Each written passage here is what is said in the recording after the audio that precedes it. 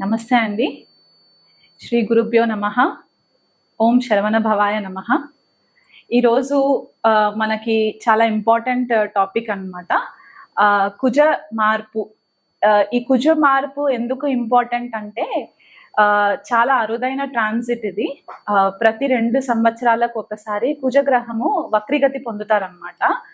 So మనకి చాలా effects ఉంటాయి కుజ మార్పు వల్ల. సో ఈ డేట్స్ ఎప్పుడు ఈ కుజుడు మారుతున్నారు, ద్వాదశ రాశుల వాళ్ళకి ఎలా ఉండబోతుంది అనేది కొద్దిగా క్లుప్తంగా వివరించుకుందాము.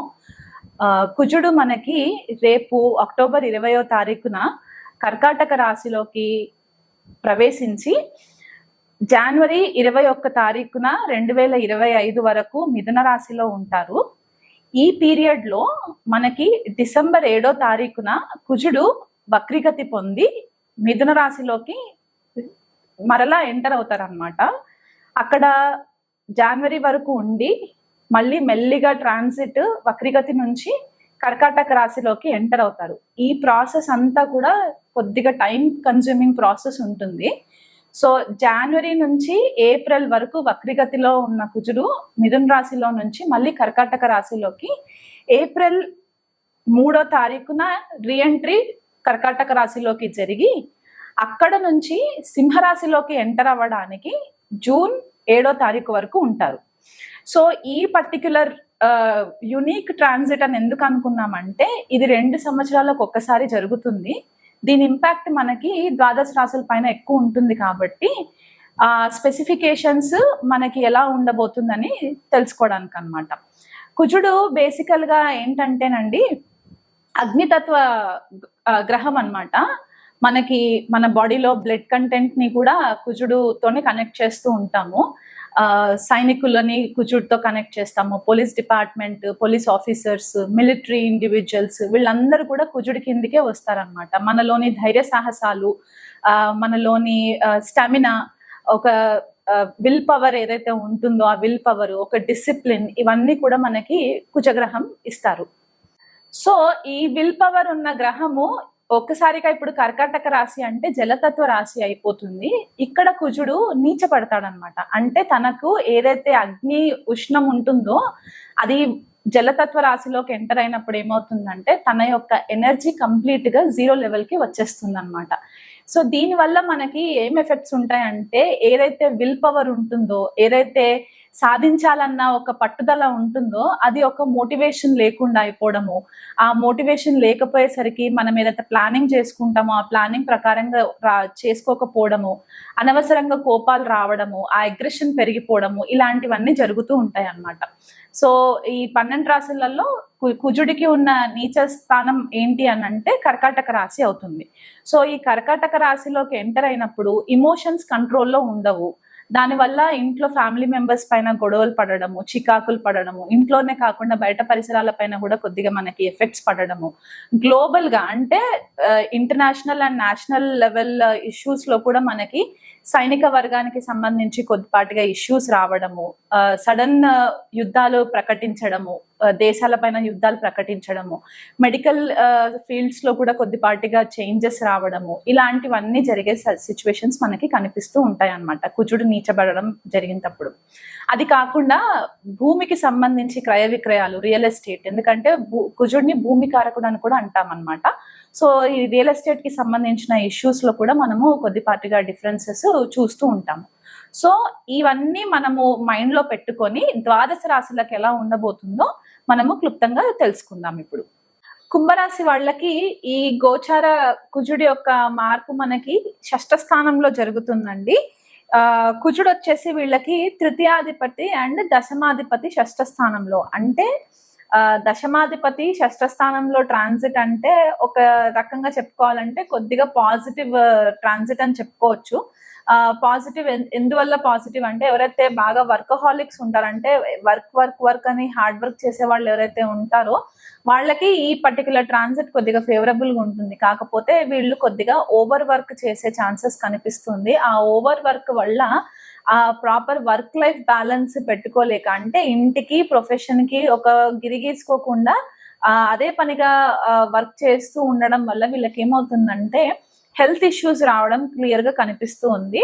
ఆ హెల్త్ ఇష్యూస్ అంటే ఇప్పుడు ఎక్కువ డబ్బు సంపాదించేయాలి, నాకు ప్రమోషన్స్ రావాలి, నేను మేనేజర్ దృష్టిలో పడాలి అని చెప్పి ఏదైతే మైండ్ సెట్ తోటి వీళ్ళు ఉంటారో, ఆ మైండ్ సెట్ వల్ల ఏమవుతుందంటే టైంకి సరిగ్గా తినకపోవడము, దానివల్ల వీళ్ళకి అడిషనల్ గా హెల్త్ ఇష్యూస్ రావడము, గ్యాస్ ట్రబుల్స్ రావడము, గ్యాస్ట్రిక్ కాంప్లికేషన్స్ ఇంక్రీస్ అవ్వడము, లేదా already pre existing blood pressure problems ఏమైనా ఉంటే అవి ఎక్కువ అవ్వడము, దానివల్ల హాస్పిటలైజేషన్ అవ్వడము అండ్ హాస్పిటల్కి డబ్బులు ఖర్చు పెట్టడము, ఇది కుంభరాశి వాళ్ళకి మనకి క్లియర్ గా కనిపిస్తుంది. అండ్ ఇక్కడ వీళ్ళకి భాగ్యం కూడా కరెక్ట్ గా సపోర్ట్ చేయకపోవడము, భాగ్య వృద్ధి జరగకపోవడము, భాగ్య నష్టం కలగడము, తండ్రి నుంచి కానీ తండ్రి లాంటి ఫిగర్స్ ఎవరైతే వాళ్ళ లైఫ్ లో ఉంటారో వాళ్ళ దగ్గర నుంచి ప్రాపర్ గైడెన్స్ రాకపోవడము, లేదా ఆఫీస్ లో జాబ్స్ చేసే వాళ్ళు ఎవరైతే ఉంటారో వాళ్ళకి మేనేజర్ సపోర్ట్ రాకపోవడము, దీనివల్ల కొద్దిగా ఇబ్బందులు కలిగే ఛాన్సెస్ ఉన్నాయి. ఎవరైనా సరే దూరదేశ ప్రయాణాలు చేసే వాళ్ళు కుంభరాశి వాళ్ళు ఉన్నారో వాళ్ళకి టైంకి సపోర్ట్ దొరకకపోవడము, ఏదో ఒక రకంగా టికెట్ ఇష్యూస్ అనో, వీసా ఇష్యూస్ అనో, లేకపోతే పాస్పోర్ట్ రెన్యువల్స్ అనో, ఏదో ఒక ప్రాబ్లమ్స్ వీళ్ళకి ఇబ్బంది పెడుతూ ఉంటాయి అన్నమాట. సో అదొకటి ప్రాపర్ ప్లానింగ్ గా చూసుకోండి. ఇంకొకటి ఏంటంటే సిబ్లింగ్స్ తోటి కొద్దిపాటిగా ఇష్యూస్ రావడము, అంటే వీళ్ళు ఒక మాట అనడము, దానివల్ల ఎదుటి వాళ్ళు ఎస్పెషలీ తమ్ముడు కానీ, చెల్లి కానీ, అక్క కానీ, అన్నయ్య కానీ ఎవరైతే ఉంటారో వాళ్ళతోటి కొద్దిగా విభేదాలు రావడము, దానివల్ల వీళ్ళు కొద్దిగా ఇబ్బందులు పాలవ్వడము, ఒక టెంపరీ సెపరేషన్ కూడా వీళ్ళకి క్లియర్ గా కనిపిస్తుంది, ఎస్పెషల్లీ సిబ్లింగ్స్ తో కనిపిస్తుంది. కాబట్టి కుంభరాశి వాళ్ళు వీళ్ళనంత మట్టుకు మౌనం పాటించడం చాలా ఉత్తమం. ఎందుకంటే ఆల్రెడీ వీళ్ళకి ఏలినాటి శని ప్రభావంలో ఉన్నారు, అందులో కుజుడు కూడా సపోర్ట్ లేదు కాబట్టి అక్కడే లగ్నంలోనే శని ట్రాన్సిట్ కూడా జరుగుతుంది. దాన్ని కుజుడు శనిని చూస్తూ ఉన్నారు కాబట్టి దానివల్ల వీళ్ళకి కొద్దిపాటిగా ఇబ్బందులు వచ్చే ఛాన్సెస్ ఉన్నాయి. కాబట్టి ఎస్పెషలీ ఐరన్ కంటెంట్ కి సంబంధించి, అంటే బాడీలో ఐరన్ కంటెంట్ కొద్దిగా తగ్గుముఖం పట్టే ఛాన్సెస్ ఉన్నాయి. కాబట్టి వీలైనంత మట్టుకు ఎక్కువ ఐరన్ కంటెంట్ ఉన్న ఫుడ్ ని ఎక్కువ కన్స్యూమ్ చేయడము, బయట ఫుడ్ ని అవాయిడ్ చేయడము, ఇంట్లో ఫ్రెష్ గా వంట చేసుకొని తినడం అనేది వీళ్ళకి ఇంపార్టెంట్ రెమెడీ. లైఫ్ స్టైల్లో కొద్దిగా హ్యాబిట్స్ చేంజ్ చేసుకోండి. అదే పనిగా వర్క్ పైన ఎక్కువ ఫోకస్ పెట్టేసి హెల్త్ ని నెగ్లెక్ట్ చేయకుండా ఉండండి. ఎలాగో ప్రాపర్ గైడెన్స్ ఫాదర్ ఫిగర్స్ నుంచి రాదు కాబట్టి వీలైనంత మట్టుకు 1కి 10 సార్లు ఆలోచించి స్టెప్స్ ముందు వేయడానికి ప్లాన్ చేసుకోండి.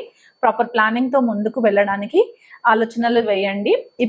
ఇప్పుడు కొద్దిగా టైం మీరు ఫేవరబుల్ గా మీరు కంట్రోల్ చేసుకోగలిగితే నెక్స్ట్ జూన్ తర్వాత వచ్చే టైం అంతా కూడా మీకు చాలా ఫేవరబుల్ టైం ఉంటుంది. కాబట్టి అప్పటి వరకు కొద్దిగా ఓర్పు సహనం పాటించండి. మీకు రెమెడీస్ ఏంటి అంటే, ఆల్రెడీ ఏళ్ళనాటి శని ప్రభావంలో ఉన్నారు కాబట్టి శనికి రెగ్యులర్ గా మీరు ప్రతి శనివారము శనేశ్వరాలయంకి వెళ్ళడం అండ్ నవగ్రహాలకి ఆ నువ్వుల నూనెతోటి దీపం పెట్టడము శని గ్రహానికి. కుజుడికి మాత్రము మంగళవారము సుబ్రహ్మణ్యేశ్వర స్వామి ఆలయంలో పూజలు చేయించుకోవడము, జలాభిషేకాలు చేయించడము, లేకపోతే నార్మల్ గా అభిషేకం అయినా సరే, అర్చనైనా సరే మీ పేరు పైన చేయించి 21 ప్రదక్షిణాలు సుబ్రహ్మణ్యేశ్వర స్వామి ఆలయంలో మీరు 21 ప్రదక్షిణాలు చేస్తే గనక మీకు ఈ కుజుడి ట్రాన్సిట్ కొద్దిగా ఫేవరబుల్ రిజల్ట్ ఇచ్చే ఛాన్సెస్ ఉన్నాయి. సో ఇప్పటి వరకు మనము ద్వాదశ రాశుల గురించి ఇండివిజువల్ గా చెప్పుకున్నాం కదండి. సో ఈ రిజల్ట్ 30% మట్టుకు ప్రతి ఒక్కరి పైన ఎఫెక్ట్ ఉంటుంది. ఎందుకంటే మనకి ఇతర గ్రహాల గోచారం ఎఫెక్ట్స్ కూడా ఉంటాయి కాబట్టి.